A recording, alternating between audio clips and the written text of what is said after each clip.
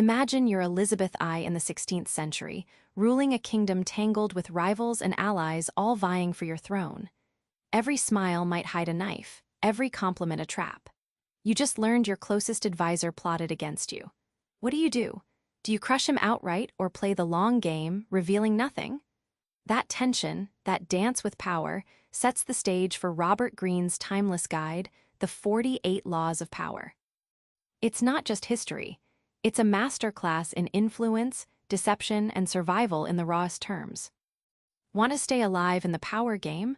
Rule 1 is subtle: never be brighter than the king. Let's see why that's deadly advice. Louis XIV's court dazzled with talent, but the king kept one law etched in stone: no one outshine him.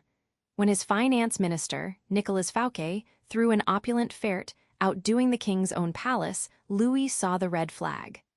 Fouquet was arrested and imprisoned for life. Brightness without prudence, a fatal misstep. Think of power like a solar system. The master is the sun, everyone else, the planets. Shining too bright threatens the balance and risks scorching the source. Your glow must never eclipse the sun, or you'll burn out fast. This principle forces you to master the art of low-key brilliance, impressive but not threatening. By mastering this law, you transform from a reckless shooting star to a steady satellite, always close to power but never eclipsing it. This subtle art keeps you indispensable and alive. The smartest people know when to dim their light, and that humility can be the sharpest weapon in your arsenal. You want to win, but what you want? Keep that locked tight. Revealing your plans, rookie move. Let's look at how the greats mastered mystery. Catherine de' Medici ruled behind the scenes in 16th century France. Rumors swirled about her plots, but none could pin down her true aims. She'd drop false trails, send emissaries with fake messages, all to mask her real moves. This cloak of secrecy kept her safe in a poisonous court of shifting alliances. Without it, she'd have been undone. Concealing your intentions is like playing chess blindfolded to your opponent. They never see what piece you'll move next. By masking your strategy, you take the initiative, forcing them into a defensive posture. The tension builds silently as your adversaries guess, worry, and misstep, giving you the invisible edge. When you master this law, your power isn't just in what you do, but in what you keep hidden. People chase shadows, never the real you. You gain control by letting others make mistakes based on false assumptions. Invisibility becomes your sharpest weapon, a power shield no enemy can penetrate. Half measures with enemies? Dangerous. History shows hesitation invites revenge. Let's unpack why obliterating opposition leaves you unchallenged. In 146 BC, Rome decided its rival Carthage had to be wiped out completely. The Punic Wars ended not with peace, but with Carthage razed to the ground, survivors enslaved and fields salted. Rome's message was brutal and clear: no half-spared enemies will ever threaten your reign. It was ruthless, but it secured centuries of dominance. Imagine you're pruning a tree. Cut a branch halfway, it can sprout again and choke the whole growth. Only by severing deeply do you prevent regrowth. In power, half-beating your foes invites grudges, revenge, whispers of weakness.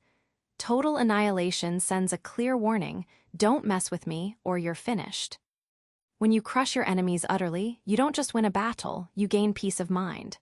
No hidden threats lurk in shadows, no sleeper agents waiting. This frees your energy and focus, letting your power expand without fear. Harsh? Absolutely. Effective? You bet. Ever met someone who talks too much and ruins their chances? Silence can be your sharpest weapon. Here, why what you don't say matters. King Louis XIV didn't just manage appearances by dazzling his court. He often spoke carefully or not at all, forcing others to fill the silence with their own assumptions. His measured words built an aura of mystery and control. Too much talk, he knew, could unravel even the strongest grip on power. Imagine your words are a vault. Every unnecessary sentence is a crack letting enemies pick the lock. Saying less means securing your intentions, avoiding traps, and giving opponents nothing to use against you. It's strategic withholding, speaking just enough to intrigue, never enough to expose. By mastering less is more, you transform ordinary interactions into moments charged with suspense. People lean in, hanging on your every syllable because silence makes your words weighty, your presence magnetic. Saying less creates space where your power grows, quietly but irresistibly. Bored courtiers or dazzled crowds, power loves drama. The spectacle distracts, awes, and seals deals.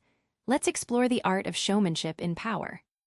P.T. Barnum turned circus acts into legendary events by blending spectacle with a splash of the impossible.